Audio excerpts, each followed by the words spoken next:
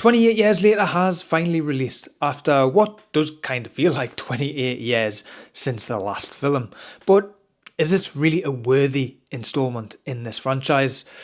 There's things to talk about.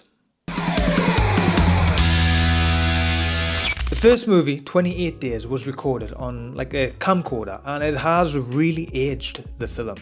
There's no concern here, 28 years looks fantastic. It still does have Danny Boyle's off shots that in many interviews I've seen him, he purposely makes these weird looking shots to go against the norms of cinema. And yes, I'm sure you've seen yourselves that people have claimed that this movie was shot on iPhone.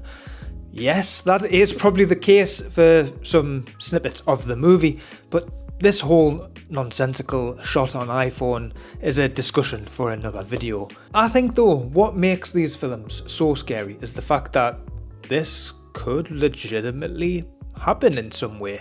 I mean, this isn't your zombies like rising back from the dead.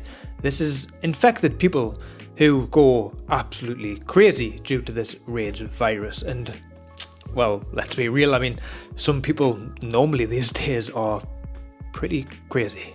This film goes a little bit further on the details of how the virus has managed to survive, along with the people themselves.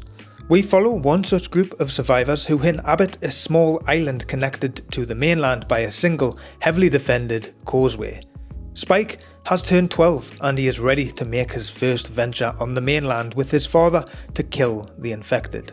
I really liked seeing the whole community aspect and how all of these people have managed to pull together and survive in such dark times. It's also really awesome to see your local land get some love in such a big film.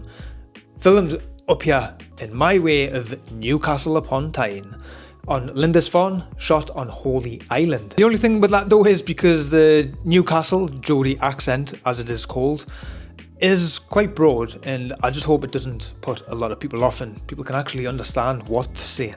One aspect of this film that I did really enjoy is the fact that we get a little bit of a look at the different types of these zombies infected. There is these slow movers that you get a tiny little glimpse of, thankfully in the trailer, where it's just all this like mould up and scabby back crawling through the woods. Them were a cool addition, and of course the other ones that's seen in the trailer and we are more accustomed to with these films, these fast runners. Now, because the virus has learned how to survive, has built a hierarchy with these alphas, which we'll get into in a moment. And although it's not really made too clear from the trailers from what I had seen anyway, it makes it look like a full-on zombie apocalyptic film. I think it's going to be important to listen to this part of the review so you understand actually what this movie is. Spike's mum is not well, and the majority of the movie is him on a mission to find a doctor he hears about who may have went a bit crazy to get a diagnosis of his mum's condition. And that right there is where a lot of my criticisms come from. We get early on to see the film. He heads out, as was talked about, on when he's 12 to go and kill some zombies. And we clearly see that this young kid, understandably, he's 12, just isn't ready to go out and venture on his own. He takes his mum on his own to the mainland, infested with these insanely strong zombies, and it's just, the decision is laughable. It just, what are you doing, kid? You're going to get yourselves killed. In my opinion, an absurd decision that I just couldn't take seriously, and it really did affect the whole journey of the film, with that being the most of it.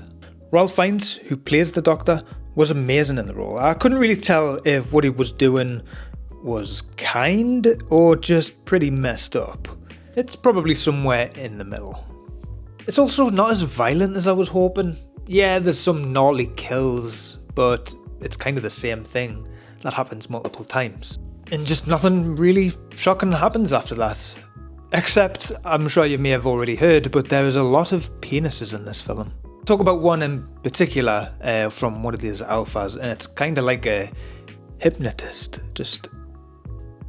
I think overall, the movie as a whole does have some pretty amazing elements. The first 40-50 minutes I was really enjoying, but as was said, it's the second half of the film where it just kind of goes a little bit downhill for me. And I do think this might be the weakest of the trilogy so far. Worthy recommendation if you're a fan of the films themselves, and moments I hope to see carried over and built upon in the confirmed sequel coming next year. I just want more zombies and a better understanding on how the virus has survived this long. Again, we'll get little snippets of information, but I want to delve into that stuff. 28 years later gets 3 stars. Honestly, the trailer itself is more scary than the movie, which is rather unfortunate. But have you seen this film? What are your thoughts on the whole franchise itself? And are you looking forward to the sequel that has been confirmed coming next year?